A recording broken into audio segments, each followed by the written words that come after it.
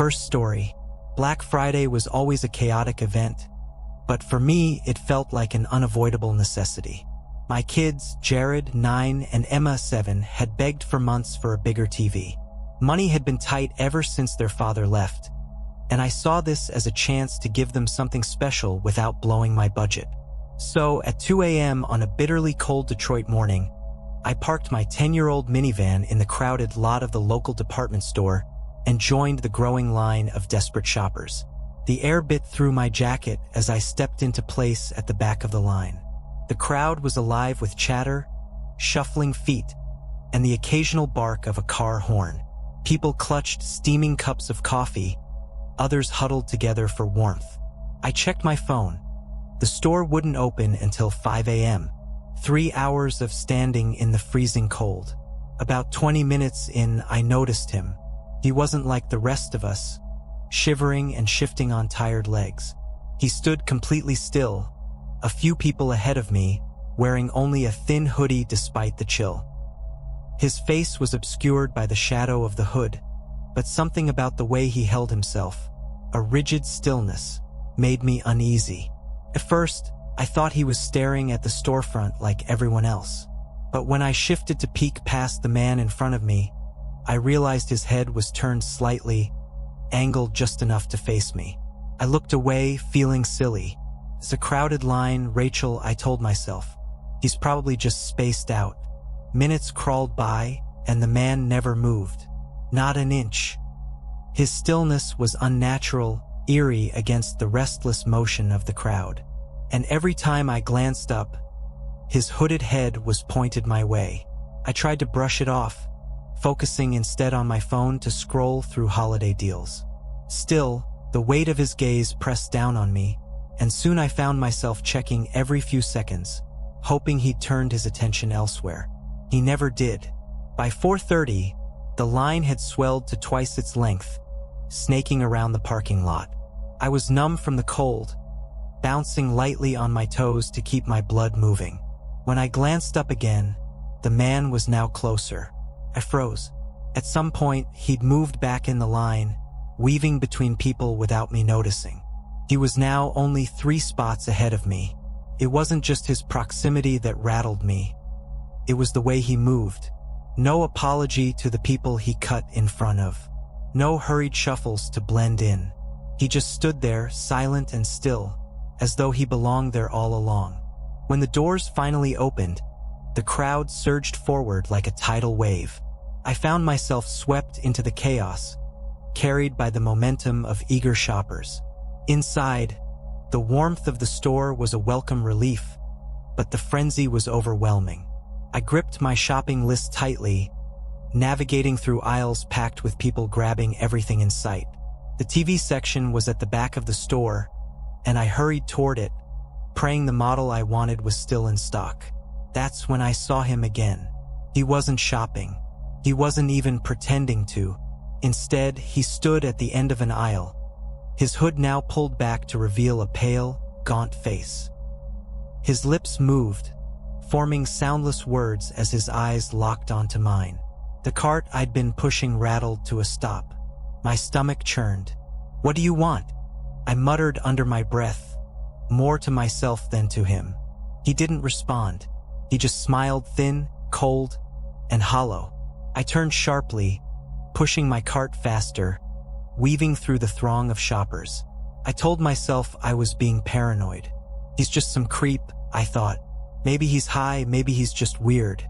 But when I turned down another aisle, there he was again. And this time, I saw the glint of the knife. Panic overtook me. My breaths came short and fast as I abandoned my cart, bolting toward the front of the store. The crowd was too thick. I couldn't move fast enough.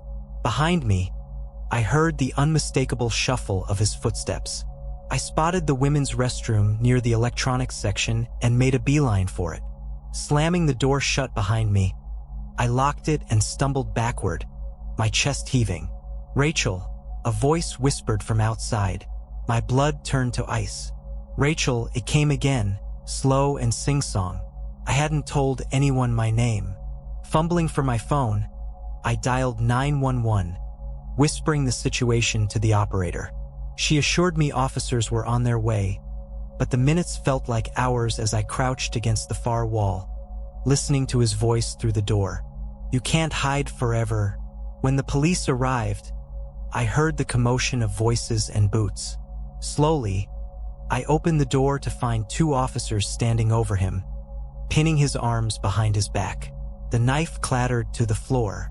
Later, I learned he had a history, several assaults during past Black Fridays, though he'd always managed to disappear before police arrived. His victims had all been women shopping alone. The officers told me I was lucky. I didn't feel lucky. It's been a year since that night, and I haven't been back to another Black Friday sale. I can't even walk into a crowded store without my chest tightening and my hands trembling. My kids didn't get their new TV, but I'm alive, and for that, I'm grateful. Some nights, though, I wake up in a cold sweat, convinced I can still hear him whispering my name. Second story pushed to the abyss. Black Friday was supposed to be a rush, but I never thought it'd be the kind of rush that could kill someone. It was my first Black Friday shopping spree. I'd always avoided it, hearing horror stories of fights breaking out over TVs and shoppers trampling each other for toys. But this year was different. As a broke college student trying to replace my busted laptop, the promise of a heavily discounted one at a department store in downtown Los Angeles was too tempting to pass up. The store opened at 5 a.m., and by the time I arrived at 4:30, the line snaked halfway around the block. People were bundled in thick jackets, their faces set with a grim determination that didn't match the cheery holiday music playing from the store's speakers. Inside, the atmosphere was chaotic but controlled at first. The plan was simple: grab the laptop from the electronics section on the second floor and get out.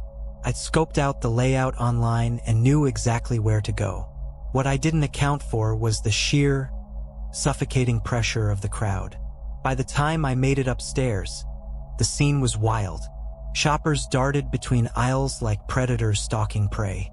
The air buzzed with shouted conversations, beeping scanners, and the occasional crash of something being knocked over. I spotted the laptop stacked behind a locked glass case. A sales associate was trying to manage the growing crowd, unlocking the case for one customer at a time while dozens of hands reached over the counter. "Stay back," she yelled, her voice cracking under the strain. I edged closer, clutching my ticket, the one that guaranteed me a chance at one of the discounted laptops. My heart raced as I watched the pile dwindle. Then the shouting started. Behind me, near the escalators, voices were rising. I turned to see a group of shoppers, shoulder to shoulder, pushing against each other. The escalators were a bottleneck, and everyone was desperate to get upstairs. People shoved, bags swung through the air, and tempers flared. And then I felt it. A hand. It gripped my shoulder, firm and deliberate. Before I could react, the hand shoved me forward, hard. The world tilted. I stumbled, my arms flailing for balance. My foot caught on the edge of someone else's bag, and I careened forward into another shopper. She screamed as we both toppled toward the glass railing. For a terrifying second, I thought I'd be the one to go over. But my body hit the railing at an angle, and I felt her weight shift behind me. And then she was gone. She fell fast, her arms outstretched, her scream slicing through the air. The thud when she hit the marble floor below was a sound I'll never forget. Everything stopped. The noise, the chaos. It all fell away in an instant, replaced by a stunned, horrible silence. People froze, their eyes darting between the upper floor and the crumpled figure below. I scrambled to my feet, my legs trembling, and clutched the railing, staring down at her. She wasn't moving. And then the screaming started again. Security guards were on us in minutes, shoving people back from the escalators and yelling for everyone to clear the area. I stayed rooted to the spot, my heart pounding in my chest, the feeling of that shove still fresh on my shoulder. "Hey!" a guard barked, snapping me out of my daze. "You, stay here." Before I could protest, two more guards flanked me, their faces grim. "Come with us." I sat in a cramped office on the first floor, waiting for the police to arrive. My mind raced as I replayed the moment over and over. The hand on my shoulder, the deliberate push. Who did it? The thought gnawed at me as the officers questioned me. I told them everything. How I was standing near the laptops, how the crowd was chaotic, and how someone pushed me. They nodded, taking notes, but their questions made it clear they were skeptical. "Are you sure you didn't just trip?" one of them asked. "No," I insisted. "Someone pushed me. I felt it, clear as day." The officer exchanged a look with his partner but didn't say anything. Hours later, they let me go. The woman who fell, her name was Patricia, I later learned, was pronounced dead at the scene. She was a mother of 3, out shopping for her kids. I couldn't stop thinking about her. The police reviewed the security footage, but when they called me back a few days later, their conclusion was maddening. The push hadn't been caught on camera. "We see you stumble," the officer explained, "but it's not clear how or why. There's no one obviously close enough to push you." "How is that possible?" I asked, my voice rising. The store was packed. "Someone was right behind me." The officer shrugged, his tone detached. "It looks like a case of overcrowding. People jostling, no intent, no intent." The words burned in my chest. But I knew the truth. The weeks that followed were a blur. I couldn't shake the image of Patricia falling, couldn't forget the sound of her body hitting the floor. I stopped going to crowded places altogether. Even walking across campus felt suffocating. And then there was the other thing, the feeling that I was being watched. At first, I chalked it up to guilt or paranoia. But sometimes, walking home late at night, I'd catch glimpses. A figure in a dark hoodie across the street, a shadow ducking around a corner. Always just out of reach, just out of focus. I never saw their face. Maybe it was nothing. Maybe it was someone else entirely. But deep down, I couldn't shake the feeling that whoever pushed me that day hadn't been there for the deals. They'd been there for something far darker. Third story as doors of despair. I've always believed that nothing truly prepares you for retirement. After 30 years as a security officer, my life was structured around patrols, protocols, and unpredictable situations. When I left that world behind, the silence was deafening. That's why I jumped at the chance to work a temporary gig for a local discount store in Houston, Texas. It was the holiday season, and the store manager was panicked about the upcoming Black Friday rush. They needed someone with experience managing chaotic crowds. Piece of cake, I told myself. After all, I'd handled everything from armed break-ins to angry drunks. But I hadn't faced what Black Friday had in store for me. The day started early. I arrived at 4 a.m., 2 hours before the store opened. The parking lot was already filling up with cars, headlights cutting through the foggy November morning.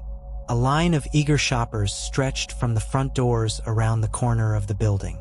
The manager, a wiry man named Keith, gave me a nervous rundown of my duties. My main job was to control the flow of people entering the store when the doors opened at 6 a.m. Keith emphasized the importance of keeping things orderly. "Last year, someone broke their ankle in the rush," he said, his voice trembling slightly. "We can't have anything like that happen again." I nodded, feeling a mix of confidence and unease. By 5:55 a.m., the energy outside was electric. People were shouting, jostling, and clutching their carts like shields.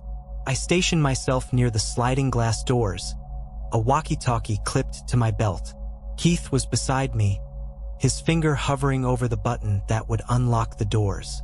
At precisely 6 a.m., the doors slid open, and the crowd surged forward like a breaking wave. Slowly, one at a time, I shouted, my voice drowned out by the roar of excitement. It was futile.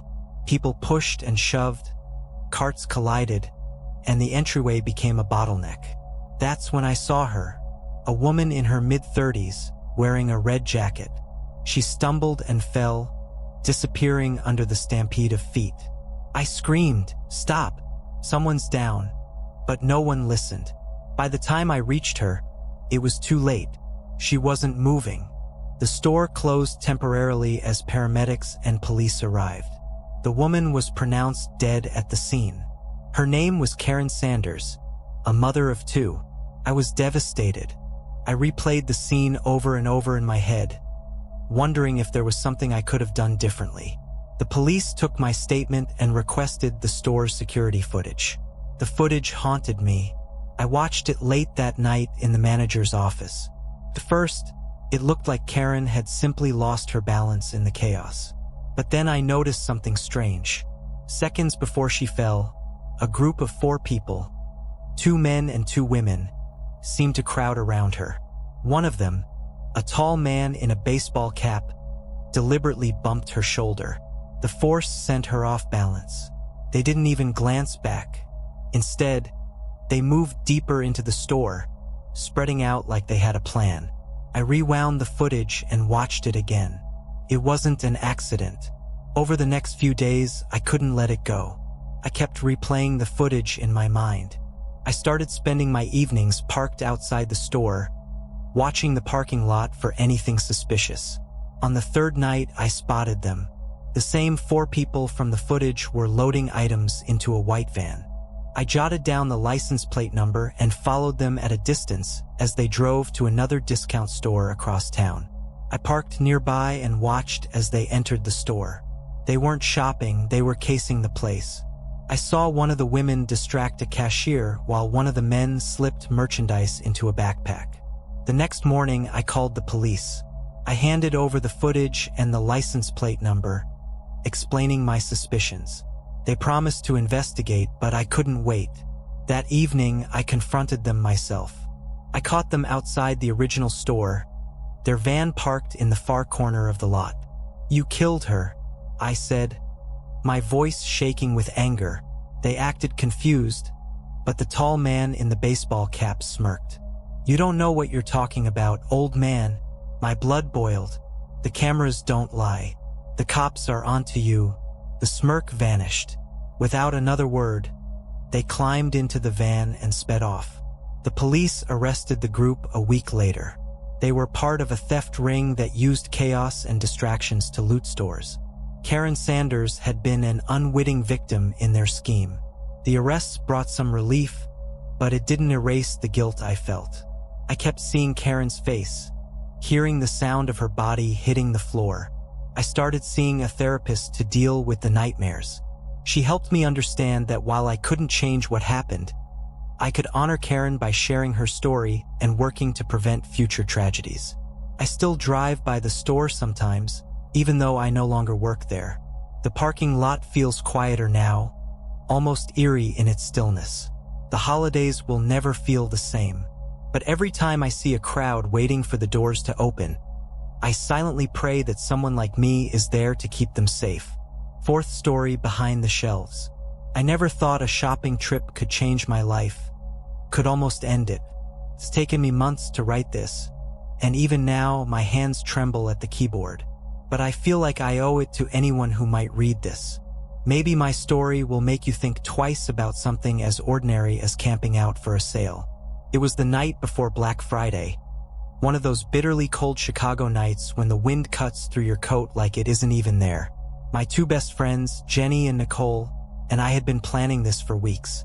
We were determined to snag the latest gaming console at a crazy discount. The store, an electronics chain just outside the city, was running a doorbuster deal, but only for the first 30 customers.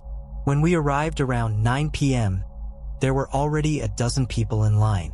We set up our little camp with folding chairs, blankets, and a thermos of hot chocolate. The atmosphere was almost festive at first. People chatting, sharing snacks, laughing. Around midnight, the vibe shifted. The cold grew sharper, and everyone started settling into their own worlds, staring at their phones or burying themselves in their blankets. That's when I noticed him. He wasn't in line. He wasn't one of us. He stood off to the side, just outside the circle of light cast by the street lamps. At first, I thought he might be a store employee.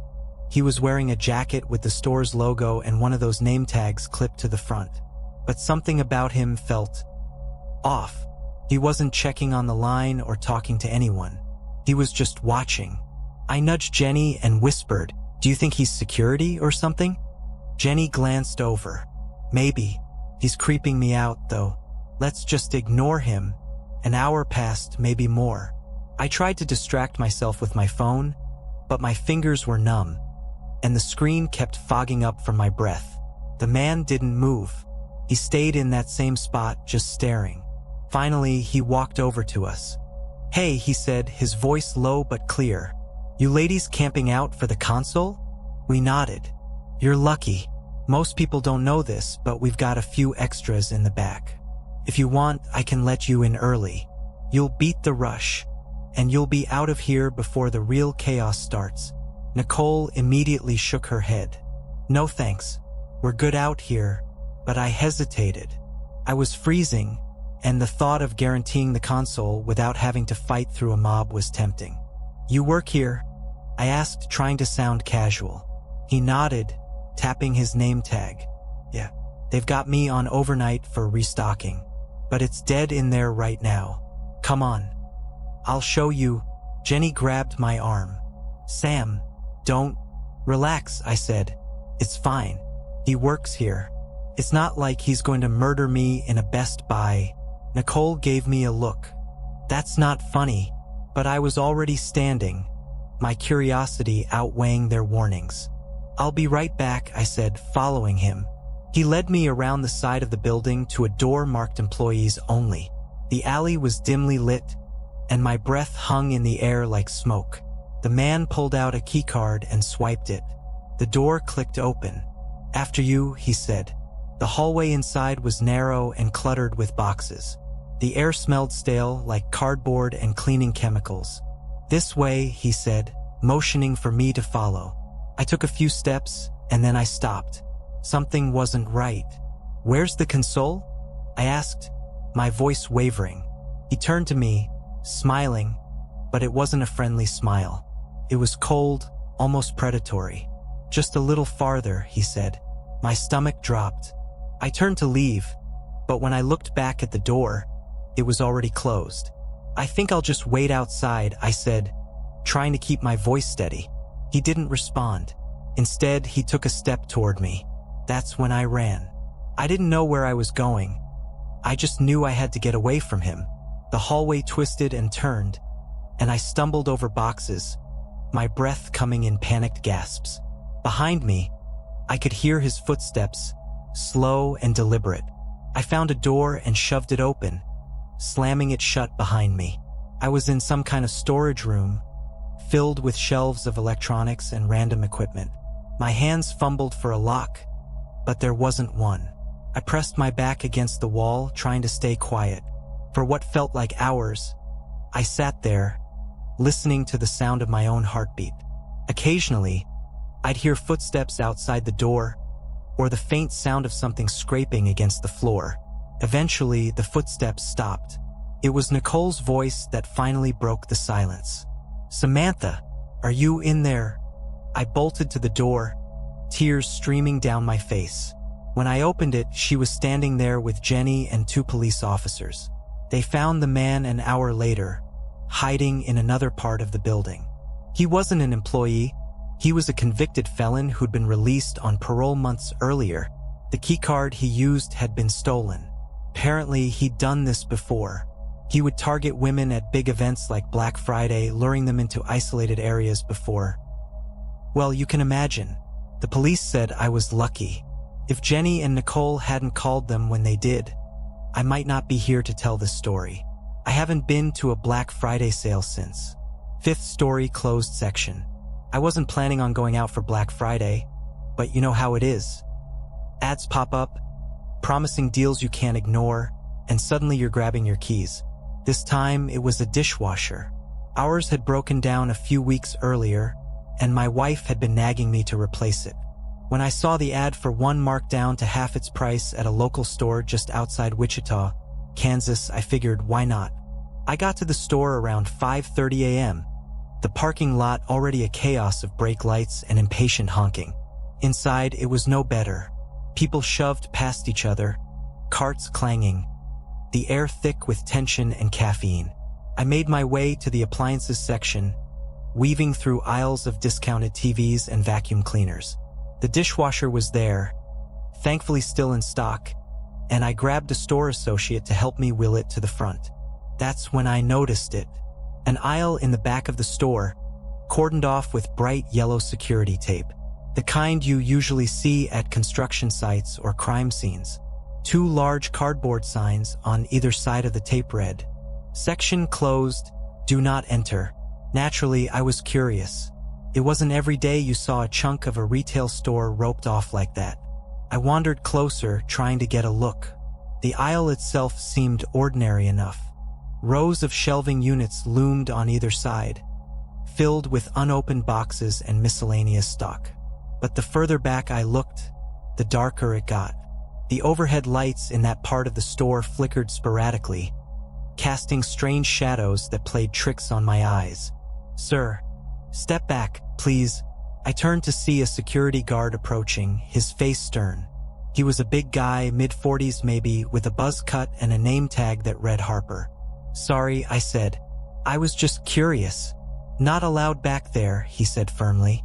"Store policy. Move along." I nodded, feeling a little embarrassed. But as I walked back toward the checkout line, I kept glancing over my shoulder at the closed-off section. Something about it nagged at me. The morning dragged on. By the time I got my dishwasher to the car, my stomach was growling, so I decided to grab a coffee from the snack stand near the entrance. While I sipped my drink, I couldn't stop watching the closed aisle. That's when I saw her. A young woman in a store uniform, a slim brunette with her hair pulled into a tight ponytail, approached the taped-off section, carrying a clipboard. She paused for a moment, looking around like she was checking if anyone was watching. Then, she ducked under the tape and disappeared down the aisle. I waited. 10 minutes passed. 15. She didn't come back out. Harper, the security guard, was nowhere to be seen, so I decided to take matters into my own hands. I walked back toward the closed section, my heart pounding a little harder with each step. "Hello," I called out softly. No answer. The closer I got, the colder the air felt. It wasn't just the store's AC. It was something else. My skin prickled, and the hairs on my arms stood up. I was just about to step under the tape when Harper reappeared, seemingly out of nowhere. "I told you, stay back," he barked, stepping between me and the aisle. "But there was a woman," I said, gesturing toward the darkness. "She went back there, and she hasn't come out." Harper's expression darkened. "That's none of your business. Leave." Frustrated, I turned and walked away, but I couldn't shake the feeling that something was wrong. Later, while waiting for my receipt at customer service, I struck up a conversation with a cashier. She seemed nice enough, so I decided to ask her about the closed section. "Oh, that," she said, lowering her voice. "It's been like that for months. Ever since the accident." "Accident?" She glanced around nervously. A shelving unit collapsed. Some poor guy got crushed while he was stocking. They said it was a freak thing. But, she hesitated, her eyes darting toward Harper, who was patrolling nearby. "A lot of us think it wasn't an accident." Before I could ask more, another customer interrupted, and the cashier quickly excused herself. I left the store feeling unsettled, but I couldn't let it go. Over the next week, I did some digging online. Local news articles confirmed the accident. A stock worker named Mark Ortiz had been killed in the store about 6 months earlier. The details were vague, but one thing stood out. The shelving unit had been improperly secured. The more I read, the more the story didn't add up. Ortiz had been an experienced worker, known for being meticulous. And then there was the anonymous comment on one article, claiming Ortiz had been arguing with a coworker in the weeks leading up to his death. I couldn't stop thinking about the woman I'd seen and the way Harper had acted. So I decided to call the police. I reported what I'd seen, how she'd gone into the closed section and never come back out. I didn't expect much to come of it, but a few days later, an officer called me back. "You were right to be suspicious," she said. "We investigated the store and found evidence that the shelving collapse wasn't an accident. It looks like someone deliberately loosened the supports." "Why would anyone do that?" I asked, horrified. "We're still looking into it," she said. "But there's talk of workplace disputes. A lot of the employees seem scared to talk. I'm guessing there's more to this than we know. I haven't been back to that store since. Sometimes, when I'm lying awake at night, I think about how the other employees looked at me that day, like I was an intruder, someone who'd disrupted their fragile balance of silence. Mark Ortiz's family got justice, but I can't shake the feeling that some secrets were meant to stay buried." Sixth story, the last cart. I don't know why I thought going out on Black Friday was a good idea. I've always avoided it, hearing horror stories about packed stores and people clawing at each other over TVs and toasters. But this year, things were different. My mom had been talking about a new coffee maker for months, the kind with a built-in grinder. She deserved it. So there I was at 1 a.m., standing outside a massive superstore in Queens. The air was freezing, and the line wrapped around the building. People were bundled up, puffing clouds of breath into the cold night. Some were clutching lists like battle plans. I hadn't even made one. The automatic doors slid open, and it was chaos from the moment I stepped inside. A woman shoved past me, nearly knocking my bag off my shoulder. A kid darted under my arm, almost tripping me. The fluorescent lights buzzed overhead, casting a cold, sterile glow on the ocean of people surging through the aisles. I made my way toward the appliances section, dodging overflowing carts and people arguing over the last air fryer. There were no coffee makers in sight, just empty shelves. My stomach sank. I should have known they'd be gone. But then, at the far end of the aisle, I spotted it. The last cart. A dented, slightly wobbly shopping cart, loaded with random items, including the coffee maker my mom wanted. I could feel my heart race as I made my way toward it. That's when the shouting started. Two men were standing on either side of the cart, their voices echoing over the din of the crowd. One was tall and wiry, wearing a heavy hoodie. The other was stockier, with a scruffy beard and a puffer jacket. They were tugging at the cart's handle, each claiming it as theirs. "I grabbed it first," the bearded man barked. "Bullshit, man. I was here before you," the taller guy shot back. I don't know why I got involved. Maybe it was the tension in the air, or maybe I thought I could help calm things down. Either way, I stepped forward, raising my hands. "Hey, guys, it's just stuff. Let's take a second and..." Before I could finish, the tall guy shoved me hard. My back slammed against a display of toasters, sending a few boxes tumbling to the floor. I felt a sharp pain in my shoulder, but before I could react, the bearded man lunged at him. The cart tipped over in the chaos, and the coffee maker clattered to the floor. I scrambled to pick myself up, but someone else collided with me, and I fell again, this time hitting the back of my head on the cold, hard floor. The world went black. When I came to, I was outside. The cold night air bit at my face, and the asphalt under me felt rough and damp. My head throbbed, and I could taste blood in my mouth. For a moment, I didn't know where I was. Then it hit me. Someone had dragged me out to the parking lot and left me there. My wallet, phone, and the small amount of cash I'd brought with me were gone. I tried to sit up, but the pain in my head was blinding. I groaned, hoping someone would hear me. The parking lot was eerily quiet, the frenzy inside the store muffled by the walls. I felt small and helpless, like a discarded piece of trash. I don't know how long I lay there before I heard footsteps.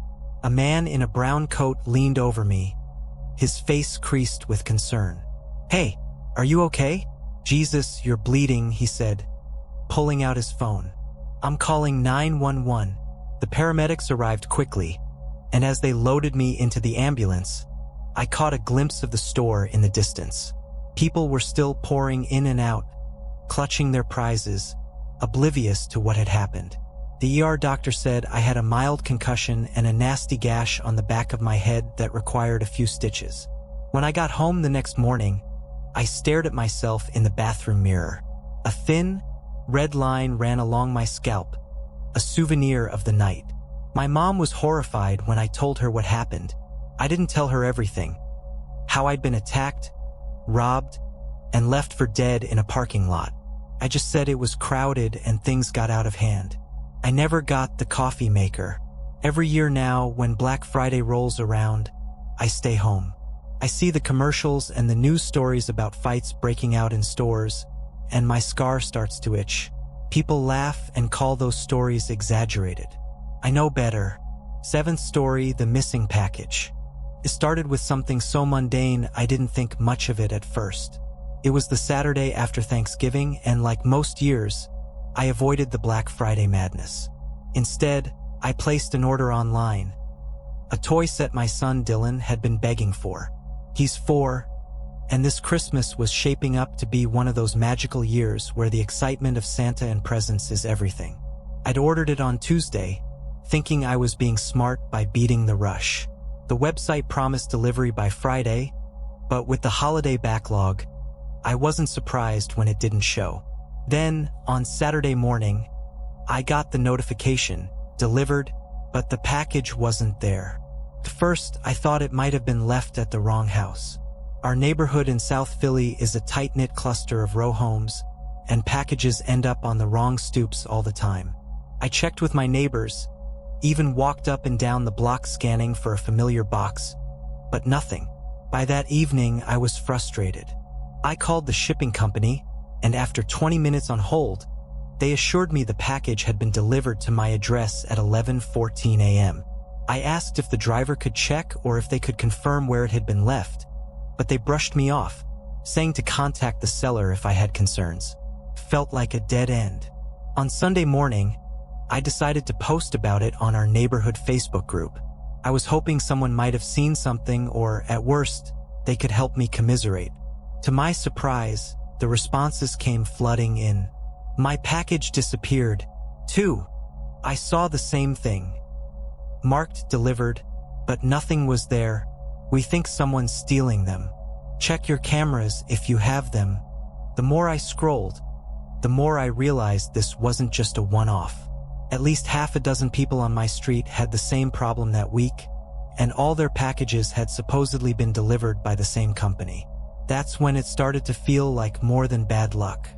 I don't have a security camera myself, but Mrs. Carmichael next door does. She's retired and has one of those doorbell cameras that records everything. I knocked on her door and explained the situation. She was happy to help, especially since one of her packages had gone missing, too. We sat in her living room, her little dog yipping in the background, as she scrolled through the footage. The timestamp matched up perfectly. At 11:14 a.m. on Friday, the delivery driver walked up to my stoop with a box. He scanned it, placed it down, and left. But the video didn't end there. Not 3 minutes later, another figure appeared on the screen. This person wasn't wearing a uniform, just a black hoodie pulled tight over their face. They walked up to my stoop, looked around, grabbed the box, and hurried off. My stomach churned. Someone was following the delivery truck. Couldn't let it go. Maybe it was the principle of it, or maybe it was the thought of Dylan not getting that toy he'd been so excited about. Either way, I spent the rest of the day reaching out to other neighbors with cameras. By the end of the night, I had pieced together a trail. The same hooded figure had been seen on multiple blocks, always arriving a few minutes after a delivery. In one clip, they got into a white van parked at the end of the street. The van didn't have plates, but it had a logo on the side, something faded and hard to make out. It wasn't much, but it was a start. On Monday, I decided to follow up on the van. I parked my car a few blocks over and waited. It was a long shot, but I figured if the thief had a pattern, they might hit our area again. Around noon, I saw it, the same white van, cruising slowly down the street. I followed at a distance, my heart pounding so hard I could hear it in my ears. It stopped a few times, and each time the hooded figure would get out, grab a package, and toss it into the back.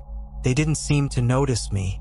After about an hour, The van pulled into an old industrial area on the outskirts of the city. It parked behind a warehouse with boarded-up windows and faded graffiti on the walls. The hooded figure disappeared inside. I should have called the police then and there, but I wanted more proof. I waited until it got dark, then crept up to the warehouse. The building was quiet except for the occasional sound of cars passing in the distance. Through one of the broken windows, I saw stacks of boxes, hundreds of them. There were toys, electronics, clothes, everything you could imagine. A few people were moving them around, sorting them like inventory in a store. I snapped as many photos as I could, then hurried back to my car. The police took my report seriously, especially when I showed them the photos and videos. Over the next few days, I heard whispers that they were investigating, but they didn't share much with me. Then, a week later, I got a call. They'd raided the warehouse and found everything. It was a massive operation. Packages stolen from all over the city, sorted and resold online. My son's toy was there, along with Mrs. Carmichael's missing package and dozens of others. That Christmas, Dylan tore into his gift with the kind of joy only a kid can have. I smiled and acted like everything was fine, but I couldn't stop thinking about the warehouse, the hooded figure, and the way they'd moved so quickly, so methodically. I still shop online sometimes, but every time I do, I feel a pang of anxiety. I watch the tracking updates obsessively, and I never let a package sit outside for long. You think you're safe in your own neighborhood, but sometimes all it takes is a simple box on your doorstep to show you otherwise. 8th story, the last item. I was never one to brave the chaos of Black Friday. The stories, people trampling over each other for televisions or fighting over the last blender, always sounded more like nightmares than deals worth chasing. But this year was different. My fridge had been dying a slow, wheezing death for weeks, and the outlet mall near Tampa advertised a deal too good to ignore. A brand new stainless steel model for half off? I figured I could survive a little madness for that. The outlet was everything I expected and worse. By 6 a.m., the parking lot was a war zone, cars jockeying for spots like it was a demolition derby. Inside, the air was thick with sweat and desperation. People clutched carts stacked with electronics, their eyes darting around for the next score. The appliance store was at the far end of the mall, and I made a beeline for it, clutching my coffee like a talisman. The place was packed. Every employee looked harried, shouting directions to impatient customers. I found the fridge aisle and spotted the model from the ad. There were only 2 left. I was inspecting the price tag when a loud argument broke out near the checkout counter. 2 men were yelling about a portable air conditioner. One of them grabbed the box and yanked it out of the other's hands, nearly knocking over a display. The manager intervened, but the commotion had drawn a crowd. I used the distraction to flag down an associate and secure my fridge. I was told to wait near the stockroom door so they could bring it out. That's when I noticed him. He looked out of place even in the chaos. Mid-40s, unremarkable build, but his demeanor was odd calm, too calm, like he was watching a show no one else could see. He stood near the stockroom, just a few feet from me, hands tucked into the pockets of his leather jacket. At first, I thought he was another customer waiting for an order, but something about him made my skin prickle. He wasn't browsing or checking his phone like everyone else. He was observing. A man in a blue windbreaker came up next to him, fumbling with his receipt.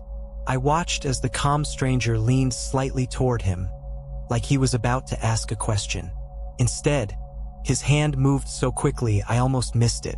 It slipped something, a small vial maybe, into the windbreaker man's pocket. I froze. Was it a pickpocket? Some weird prank? Before I could process it, the stranger straightened up and walked away, disappearing into the crowd. Not even 5 minutes later, a scream cut through the store. It was the kind of scream that makes your stomach drop. People turned toward the sound. A woman kneeling next to the man in the blue windbreaker. He was on the ground, clutching his chest. His face was a horrible shade of purple, his eyes wide with terror. "Somebody help!" the woman shouted. "He's having a heart attack." An employee rushed over with a first aid kit while another called 911. A few people tried to perform CPR, but it was useless. By the time the paramedics arrived, the man was gone. I felt paralyzed. My mind replayed what I'd seen. The vial, the stranger, couldn't be connected. Could it? People don't just drop dead from a heart attack after someone slips something into their pocket. But what else could explain it? I told myself it wasn't my business. But as I drove home with my new fridge strapped to the back of my car, the unease gnawed at me. That man didn't look sick. He wasn't clutching his chest in pain before. He was fine until that night I couldn't sleep. I searched for news about the incident. The local paper reported that a man had died of natural causes at the outlet mall. No mention of foul play. No mention of the stranger. I thought about calling the police, but what would I say? I didn't even know if what I saw was real. Maybe it was just my imagination. A week later, the story changed. A toxicology report revealed that the man in the windbreaker had been poisoned. The substance, a rare and nearly undetectable chemical, caused cardiac arrest within minutes of ingestion or exposure. The police released a statement asking for witnesses. I didn't come forward. What could I tell them? That I saw a man slip something into his pocket? I didn't even get a good look at him. The surveillance footage from the store was grainy and inconclusive. The story gained traction in the media, and theories ran wild. Some said it was a targeted hit. Others believed it was a random act of terror. The police never identified the stranger. Months have passed, and I still think about that day. I replay it over and over, wondering if I could have done something, said something, to stop it. Maybe if I'd told someone what I saw, that man would still be alive. Or maybe it wouldn't have made a difference. Every time I hear about the case on the news, I feel a pang of guilt. The killer is still out there, and I can't shake the feeling that he's done this before, or will do it again. Sometimes, when I'm out running errands, I find myself scanning the crowd, looking for a face I barely remember, looking for calm where there shouldn't be calm. I hope I never see him again, but I also hope someone does before it's too late. 9th story, the girl in the parking lot. I've worked night shifts before, but Black Friday is in a league of its own. By midnight, our store in Boise was still packed with bargain hunters, carts overflowing with TVs, toys, and appliances. The parking lot was a chaotic sprawl of headlights, honking horns, and exhausted families. I was manning the front counter, watching the madness ebb and flow through the sliding glass doors. My job wasn't glamorous. Stocking shelves, ringing up sales, keeping an eye out for shoplifters. Paid the bills. But that night was different. That night I saw her. It was around 1:30 a.m. when I noticed her. She was standing at the far end of the parking lot, just beyond the reach of the brightest floodlights. She looked out of place. She was young, maybe late teens or early 20s, wearing jeans and a jacket too light for the cold. Her hair was matted to her forehead, and she kept glancing over her shoulder like she was afraid someone was following her. At first, I thought she might be waiting for someone, maybe a ride that hadn't shown up. But then she started walking toward the store, her steps hurried and uneven, like she was trying to get somewhere safe but didn't want to draw attention. I stepped out from behind the counter as she approached. When she reached the doors, they slid open, and she darted inside, her eyes wide with panic. "Are you okay?" I asked. She didn't answer at first, just looked back toward the parking lot. Her breath came in short, shallow gasps. "Please," she whispered. "He's out there. He's following me." I scanned the parking lot, but all I saw were the usual stragglers loading up their cars or arguing over parking spots.